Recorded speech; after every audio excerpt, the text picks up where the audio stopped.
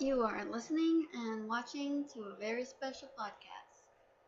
Alright, everyone, we're going to continue where we left off in Solo's point of view, and this is where he meets Hirato, the main man of Carnival. Enjoy! Boy, the carnival was a blazing. It sure was a nice time. Solo thought it was a little bit too much, too sugary, too sweet, too sappy. I haven't been to a carnival like this since I was a kid. Jeez, how much can change? However, he noticed that there was a lot going on, and he was walking a little too fast, feeling a little paranoid when he bumped into someone. Well, a lady's section of her chest.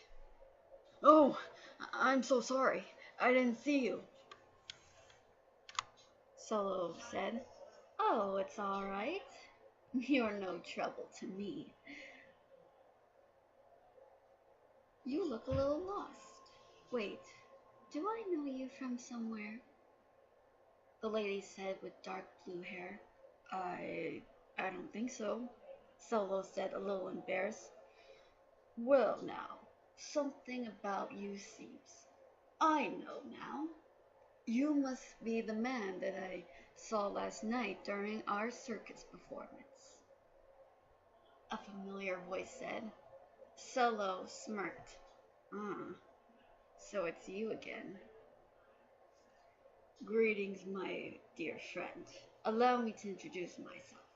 I am Hirato, and that is Iva. Pleasure is all mine, the dark blue-haired lady said in that seductive voice. Solomon Falcone, hi, he said, introducing himself. Solomon? Isn't that right? Yeah, well, everyone calls me Solo. I see. Are you working, Solo? Like I never heard that joke before. Solo remarked to that mysterious man. Hirato looked him over. You don't look like a performer. Well, I wasn't trying to do anything, but what were those lovely ladies that I saw with you? They seemed quite entertaining. They put on a great show, did they not? Well, they weren't. Oh, now. Don't be so insulted. I would never try anything towards your girls or try to accuse you. But one of my members, a quite young fellow, he seemed a bit happier and inspired by them. Oh, you don't say. You seem surprised, Hirato said with a small laugh. Uh, was that supposed to be funny? No, I do apologize. May I have your permission? Permission? Yes. And I finally met one of your girls. Oh, Barrere? Is that her name? Would Barrere be available to be in our show? Well, I don't know. I'm not sure if she's much of an actress, Solo said honestly. Oh, please. I won't stop talking about her.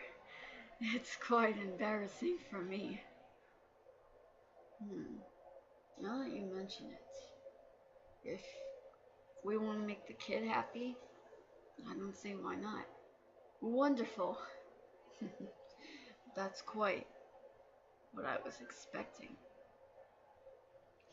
You're weird. You are too, Hirato said. And so it was going to start. Tonight at the circus, There was a play going on about how two friends were about to depart from one another. However, Nye added his own lines into it, requesting that Barrere join Circus. When Solomon heard this, he turned to him. A little too early, don't you think? Oh, come now, he's not serious. However, Nye began rambling on about plans of Barrere joining Circus. However, Barrere stopped him and told him off. Nye was surprised. Hirato couldn't believe this. Why is she rejecting? Well, that's the thing. It's complicated, Solo tried to say. Just then they both heard what Barrere was saying.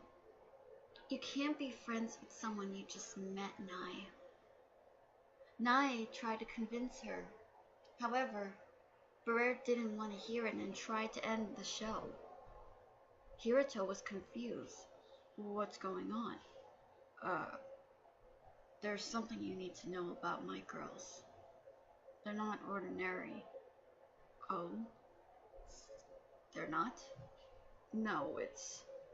However, Nye was emotional and demanded to know. Barrere tried to calm him down.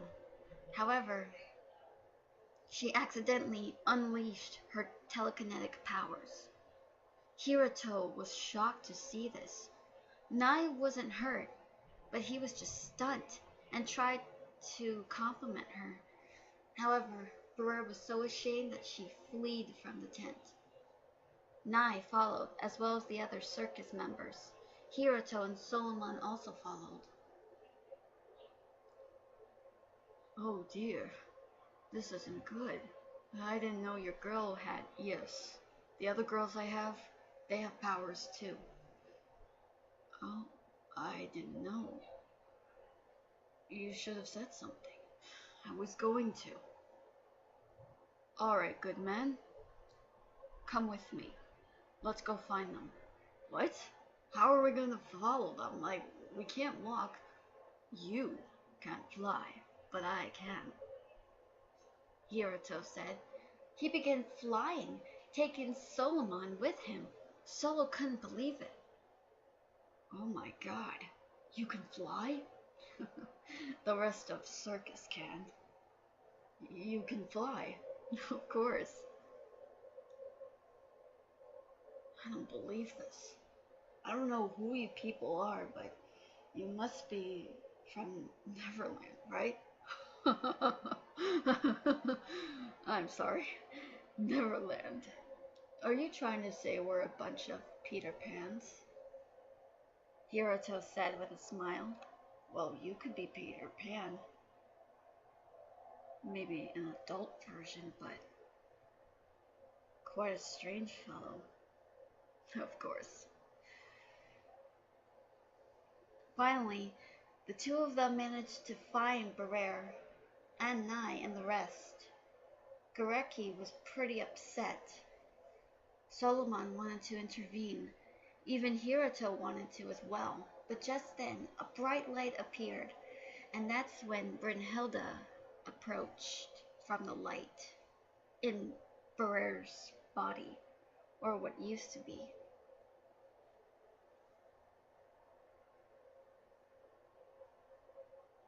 Hirato couldn't believe it. What is that? Solomon couldn't believe it. It can't be. It's one of the Valkyries. What? The Valkyries? I don't believe this. Is something the matter? Not really. Strange. I never seen anything like this. Hirato said. Solo couldn't believe it. He had a smile to his face, a content smile. They did exist. My father was right, he thought. The light faded and Barrere appeared, as well as the other girls. Then Solo revealed that he was an agent, and he wanted to recruit Hirato, especially Eva. So Iva and Hirato were now part of Solo's group.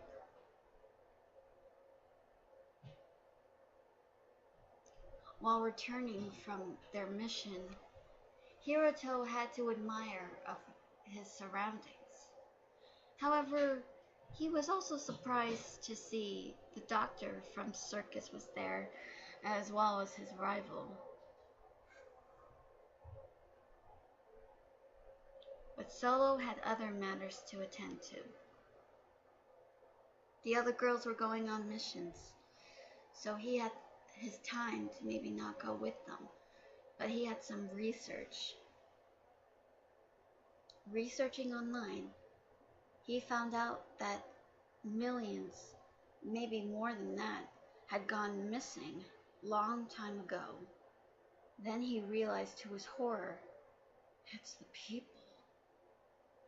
Then he realized the infestations, the missing folks from long ago. Deimos had kidnapped all of them and turned them into monsters. But it was from a different city, not from DWC, thankfully. However, Solo sat back in his chair, trying to process of what he discovered. I don't believe it. Then he slammed his fist down. Damn it! I can't believe it. I can't believe it. He was so stressed, all of a sudden, he heard a door that made him jump, and he looked up. Hirato was standing there. He let out a chuckle. Oh, did I scare you? No, you didn't. Are you sure now? What are you doing? Can't you see I'm just in the middle of something? What? What is this? Hirato said. Solomon tried to block it. It's nothing, okay? It's none of your concern. Please.